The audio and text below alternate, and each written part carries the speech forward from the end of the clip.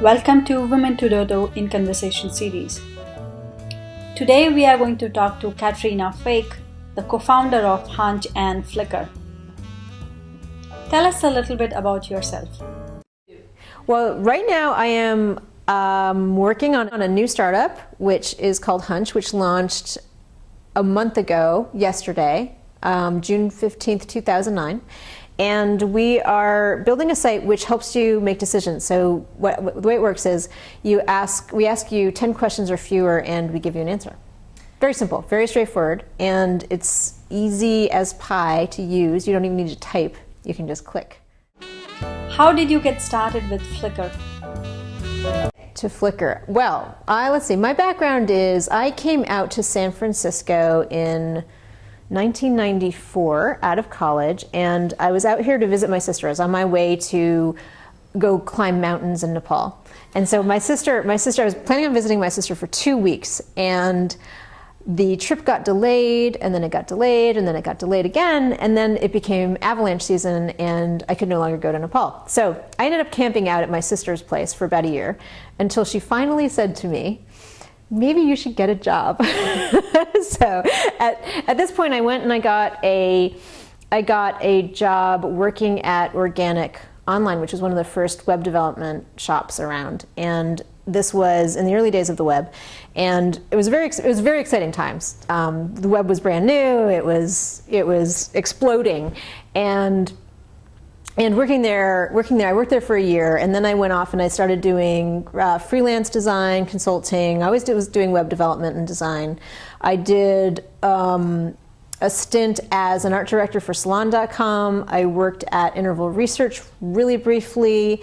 I worked on a startup that was spun out of Interval Research, and then I moved to Vancouver in 2001, and the company that we started was Ludicorp. And the reason it was called Ludicorp is ludus comes from play, and we were building a game. So we did not intend to build a photo sharing site when Flickr came about. We intended to build a game. So Flickr was accidental, and Flickr was built after we ran out of cash, and it was kind of like a Hail Mary. It was a last hurrah. It was we had just completely run out of money when we made Flickr. So Flickr really was kind of a phoenix out of the flames of destruction. After Flickr, how and why Hunch? So the way that Hunch evolved was, this is how I came into it, because Hunch actually preceded me. I met Chris Dixon, Tom Pinkney, and Matt Gaddis, who were working together in New York on a project, which was fascinating to me because it was a site that was giving people answers by asking them questions. It was a decision tree model. They had been working a lot in machine learning, and they had been doing a lot of these guys are super smart MIT graduates, versed in machine learning.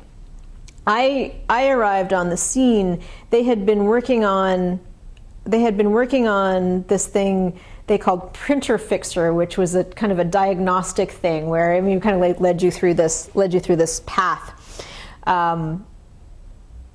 Is your printer plugged in? Have you checked the toner cartridge? If you lift up the panel on the front, do you see the little whoozy-watsy on the side? And is it doing?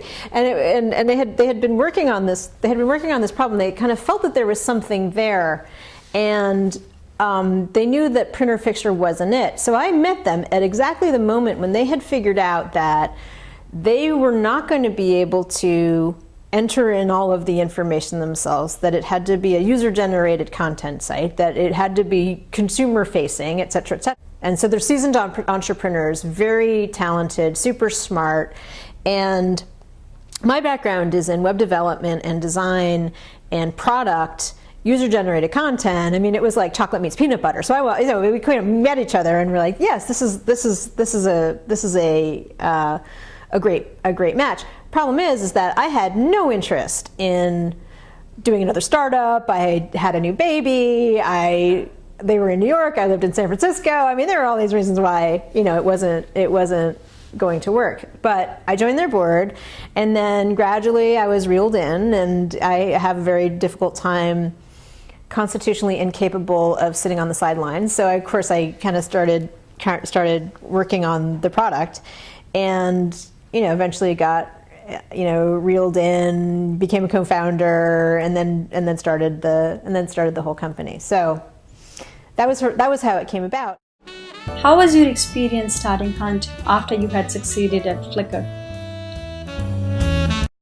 It's really interesting because one of the things that I think is a big advantage when you are starting out and nobody knows you and nobody cares about you and you're just, 6 grubby people eating ramen in a warehouse in Canada is that you have to be, constraints breed creativity. And so there's such a thing as too much money, too much attention, too much traffic.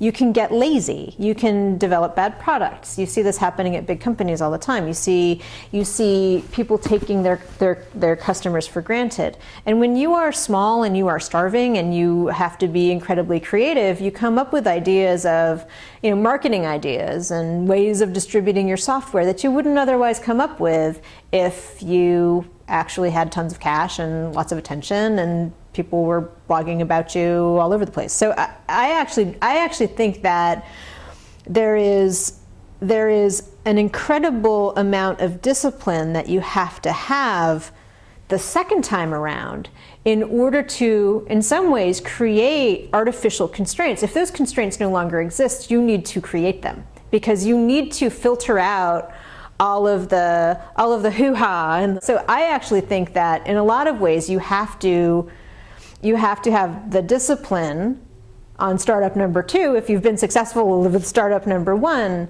to actually constrain yourself. Who have been your key influences? I had always been raised with this idea that I would be my own business person. This started very early. So my parents were very much about us, my sister and I, earning our own keep. So earning a living. So, my mom came up to me and she's like, okay, kid, you're 4 now. It's time for you to start having a business. And so she said, okay, so what can you do? And I was like, well, I can make drawings. So if you go back, my mother saved all of my drawings from when I was a child. If you go back and you look at all my drawings, which there's drawers full of these things, every single one of them says 10 cents, 25 cents up in the corner because I knew I had, this is my business. I sold my drawings to my parents and my grandparents. So they were, it was actually a very small market as it turned out, but it turned out to be fairly successful. So I started out with very encouraging parents in terms of starting businesses, as you can see. So, which is really interesting because my father had the same job for 30 years and he was employed by a big company, but they always encouraged that in me. Few words for budding women entrepreneurs? I think that the most important thing that you can do is make sure that you've got a really good and viable idea to start with. And I think sometimes it takes a while to find that. And so I think that you may have to keep, you find an interesting problem and then you keep iterating. You keep on, doing prototypes and doing mock-ups and putting stuff out there and testing it amongst all of the people that you can enlist to test it with you. And finding something that people really like and people really want and that works. And then the other thing that I would say is that it's very important to find really good collaborators. People of any personality type can be successful in technology. So one thing that you can't be is a slacker. Thanks for listening. For more, visit us at our website at www.women2.org.